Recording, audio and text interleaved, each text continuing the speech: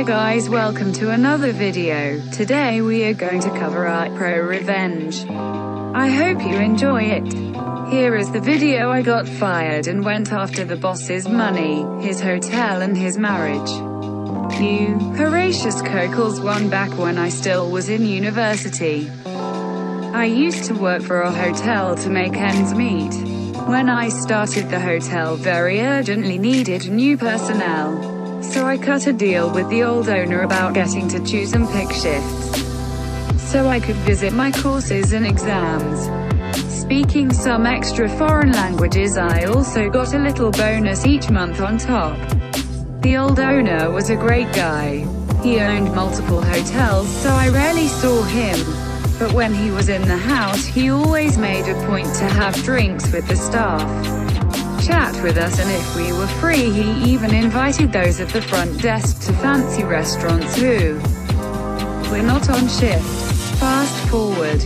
I had worked in the hotel for a few years now and was nearing the completion of my studies. So it wouldn't have been an eternity until I had to quit anyway, as I was of course more interested to work in my field of study.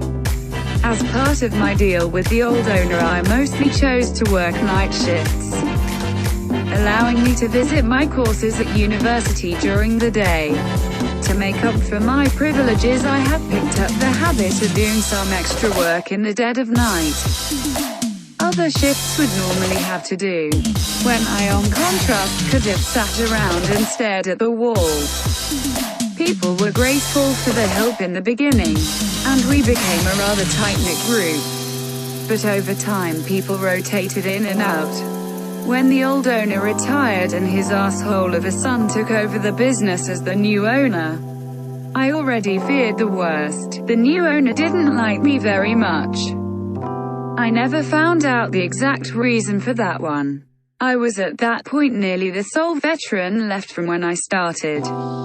Among the tasks I had taken on was doing light clerical tasks to ease the manager's job in the morning. For that, I generally had to use the Manges network account.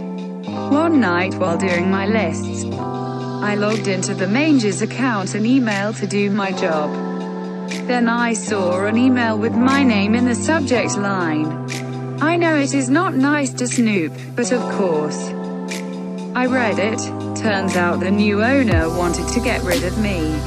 I still had my old employee contract with the bonuses for foreign language abilities and was allowed by my contract to pick and choose shifts.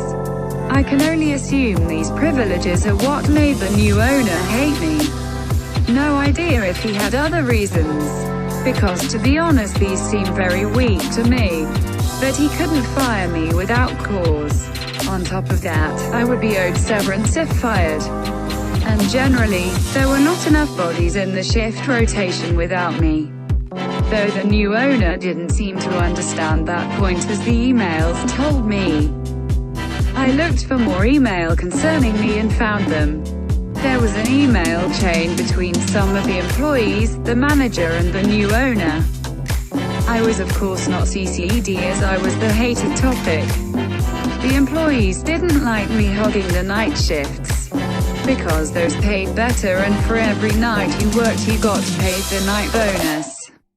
The manager was the only one rather neutral on the matter and just curbed their enthusiasm to get rid of me, as they needed me to be fully staffed. The new owner and my colleagues actively conspired to make a hostile work environment so I would quit of my own volition. I was furious. I thought about a variety of reactions, from egging their cars to burning down the hotel, but I settled on a less crazy method of revenge.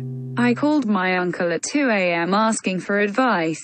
My uncle is a lawyer, so for sake of proof, I forwarded myself all the emails. I made photos, printed them out, made copies and filmed the whole deal just to be sure. My uncle told me to sit tight and see if things got worse, or if it was just bluster. And so I gave it a few days, and things did take a turn. Snide remarks about my looks, clothing and so on were only the tip of the iceberg. Some of the colleagues were just as professional as before. But the conspirators always left extra work for me or pawned off shit duties they normally had to do on me. I always kept a spare shirt and suit at work, just to have a change, which suddenly disappeared. One guy even started to threaten me with violence, but I kept clenching my butt cheeks. I would not give them the satisfaction of saving on the severance or giving in. I am a big boy after all. I did, however, stop doing any extra work I was not obligated to do, which in the end was the reason they used to fire me. They still had to pay me severance. The next day my uncle, with bundled proof of the email and all documented harassment by my colleagues, served the hotel my lawsuit. It started with wrongful termination and ended with harassment. Reportedly the manager went white as a sheet when he realized where the emails must have come from. The new owner had been on vacation and had to cancel his expensive vacation in France to deal with this. Their counsel advised him to settle. So I accepted my severance and a hefty bonus on top. Enough money to last me until the end of university without work. But that was not all my revenge. I had gone after the new owner's money.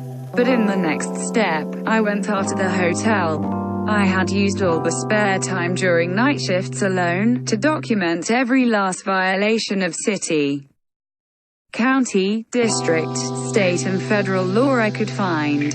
That went from minor things like some harmless mold under the kitchen sink to substantial violations, like modifications to the building. The building was under a limited form of historical protection by federal law, on the ground of being built and inhabited by somewhat important historical figures a few hundred years back. So every renovation or change in floor plans needs to be signed off on by a committee, which can take ages. There is also a grant paid to the new owner by the government for keeping the building intact as is. So with my uncle's help, I sent documentation of every violation I could find to the corresponding agency. In 1 month everything from health, building code, fire safety to the finance and work police crawled over the hotel.